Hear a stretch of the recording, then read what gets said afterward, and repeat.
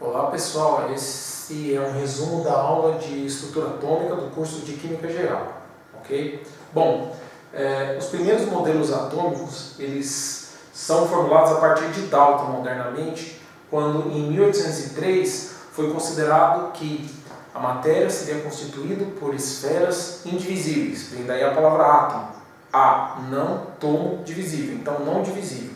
A matéria seria formada por partículas indivisíveis chamadas de átomo.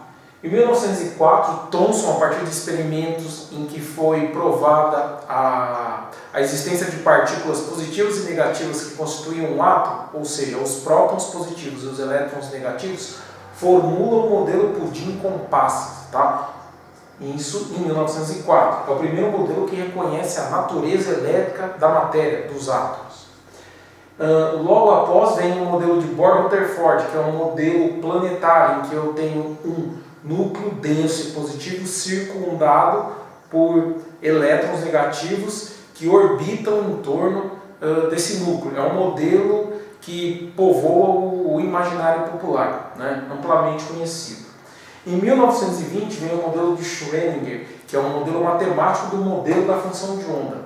Esse modelo transforma o átomo numa função matemática, tá? Porque Schrödinger precisa explicar a dualidade partícula-onda, em que átomos ora se comportam como matéria, ora como uma onda, como foi descoberto em experimentos nessa época.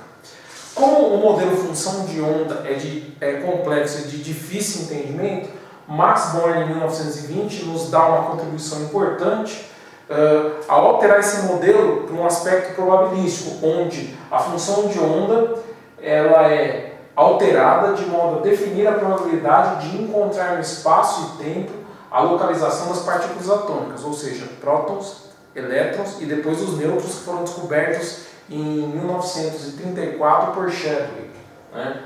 Com essa probabilidade de encontrar no espaço e tempo define basicamente os orbitais atômicos dos elétrons, né? O estudo dos elétrons é importante porque a química se preocupa com os elétrons de cada átomo, que vai explicar a formação de moléculas, ligações e reações químicas. Ou seja, as interações químicas basicamente são interações eletrônicas, principalmente envolvendo os elétrons da última camada.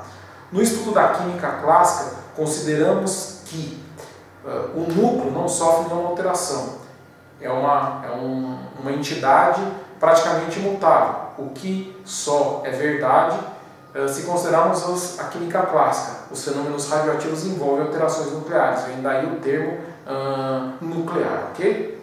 Bom, o modelo da função de onda, o modelo probabilístico de Born, define alguns números quânticos que são soluções para essa equação da função de onda, ok?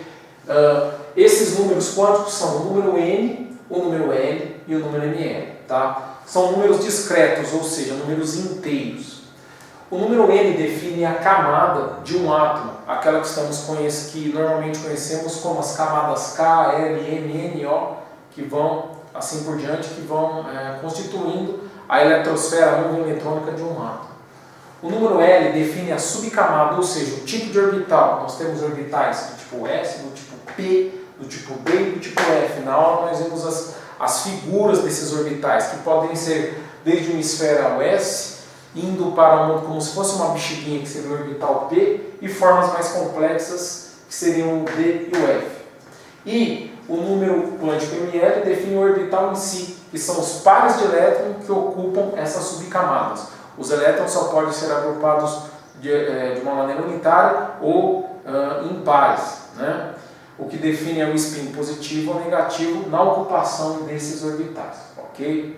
Bom, a partir disso falamos também sobre a distribuição ou configuração eletrônica dos átomos. Ela é importante porque essa configuração eletrônica vai definir de uma maneira bem macro, de uma maneira bem geral, o comportamento de um átomo ou de um elemento químico, ok? Bom, para isso a gente tem uma receitinha de bolo, que é o diagrama de Pauling, para que possamos definir a distribuição eletrônica de um átomo, né? Como a gente faz essa distribuição eletrônica? Primeiro a gente constrói um triângulo